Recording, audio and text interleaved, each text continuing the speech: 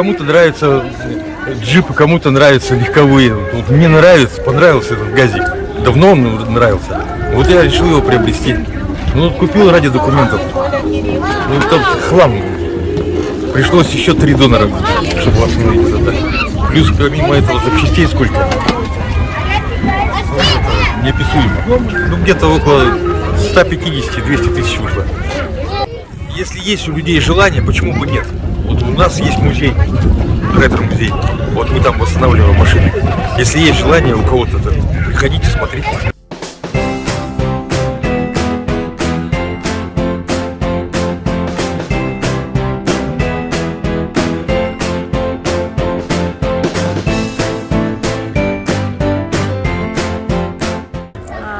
Мы представляем автоклуб Oldtimers, он уже существует 10 лет в Якутске. У нас в клубе состоит множество автомобилей, в основном это ВАЗ-2103, Москвич-2140, есть Москвич-412, есть редкий, уникальный, так сказать, Сарай 2137, такой у нас в Якутске в принципе ездит только один. И, конечно же, мы гордимся своими Волгами. Это Волга-24. Сегодня здесь на выставке присутствует кинозвезда. Он участвовал во многих съемках наших якутских фильмов. Мы здесь по приглашению исторического парка для разнообразия, так сказать, развлечений посетителей. Есть, конечно, такой аспект, что советские автомобили, они более простые в эксплуатации и, в принципе, в ремонте, да. Но в нашем случае это, скорее всего, друзья, это наша душа, тут больше просто нравится, получаешь удовольствие от того, что ездишь, ремонтируешь, собираешь, даешь вторую жизнь своему автомобилю. Наверное, в этом основной смысл нашего автоклуба и вообще владения такими автомобилями.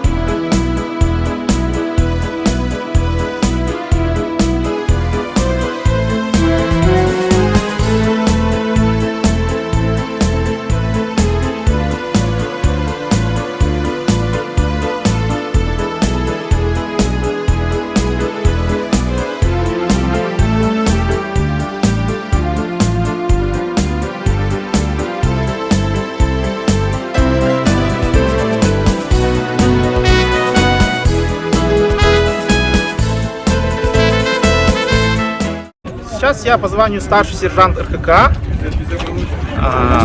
образца 41 года. 42 года уже вот такую форму с погонами носили, ну как сегодня все. Весь инвентарь личный, что-то выдают из музеев, там из Красного Востока, в том же ДОСААФе, обмундирование. А так все, да, сами покупаем, сами все делаем на альтруизме. Если есть деньги, то сначала лучше купить СКП, потому что оно самое дорогое. Стоит от 50 тысяч, потом уже все пойдет на массу. То, что мы занимаемся, это, конечно, вообще рядом не стоит. То, через что прошли наши эти деды, отцы. Но мы все равно пытаемся показать там, хоть и в дождь, хоть и в грязь, и пытаемся тоже повторить их действия, но это рядом с ними вообще не стоит. Просто показательно это. Да, оружие изучаем, пытаемся всех как привязать к оружию, чтобы они умели его разбирать, собирать, стрелять из него, перезаряжать оружие. Старые винтовки, они сейчас очень капризные в этом. Их надо смазывать, они могут заклинить и всю реконструкцию уже. Ну, с одной стороны, да, это, можно сказать, выглядит как игра, но с другой стороны, мы же все тут, у нас почти у всех есть высшее образование, некоторые закончили исторически, некоторые работают уже, можно сказать, в правоохранительных организациях, у некоторых есть воинские звания, тоже исторически заканчивали тоже. И мы хотим, чтобы нынешней молодежи показать вообще, как это выглядело на самом деле. Тоже со стороны выглядит как игра, но все же мы хотим историю сохранить, которая сейчас уже очень нужна нам, как воздух.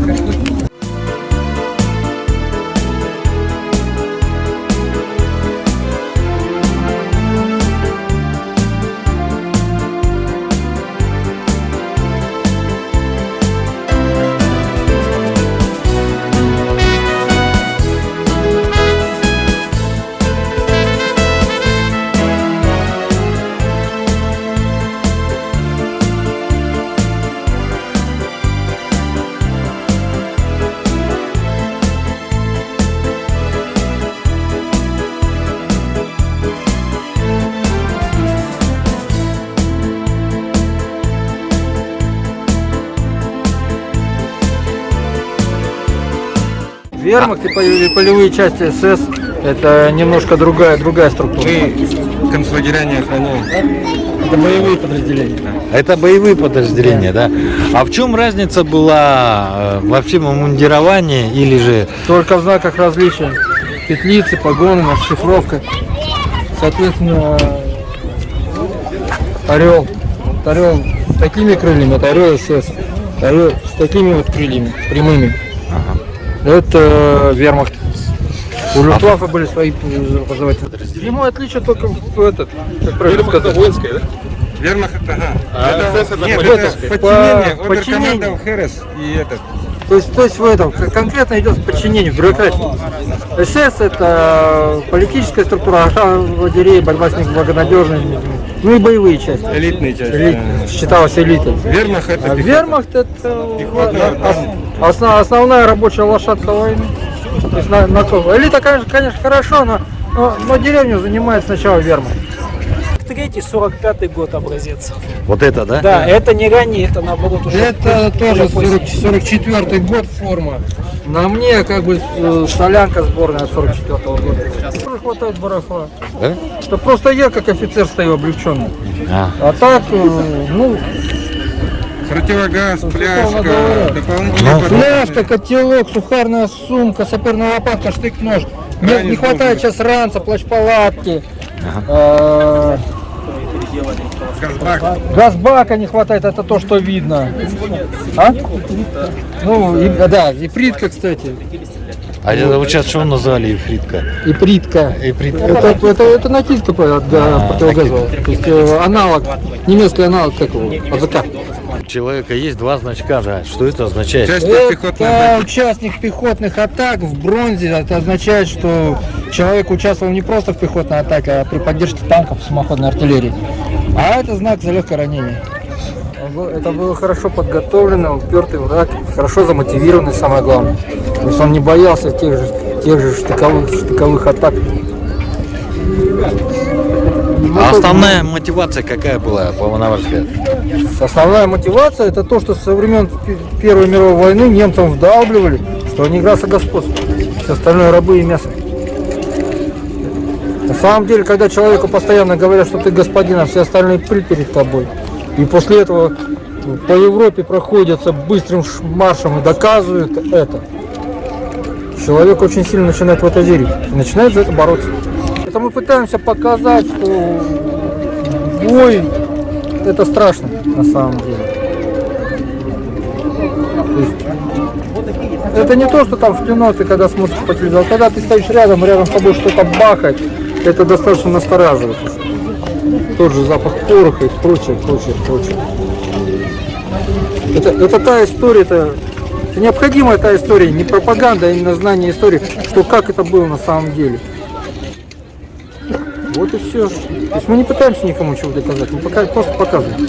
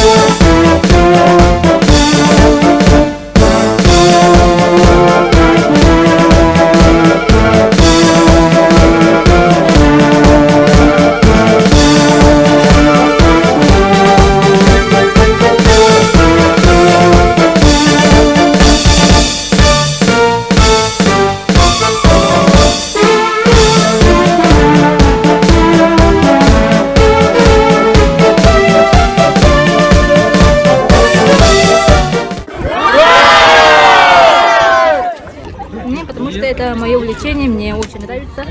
Я понимаю, что это были тяжелые годы, и как вести себя в боях, как защитить себя от врагов. Да, первый раз чувства были потрясающими. Ты как будто осознаешь, что либо ты спишь, либо это реально. Вот весь обзор такой, как в советские настоящие времена. И у тебя такое чувство, и сердце начинает биться, и ты понимаешь, что ты не просто тут, ты офицер. И ты еще, когда начинаешь кричишь во весь голос «Вот такой!» И все такие «За победу!» Просто нереальные ощущения. Через телевизор, интернет это вообще не интересно, как будто это уже, как сказать, это графика. Художники создали специально, а там мы показываем, что это было настоящее, что это настоящая война, как люди погибают, как они сражались с какими врагами. Что наши дети не зря.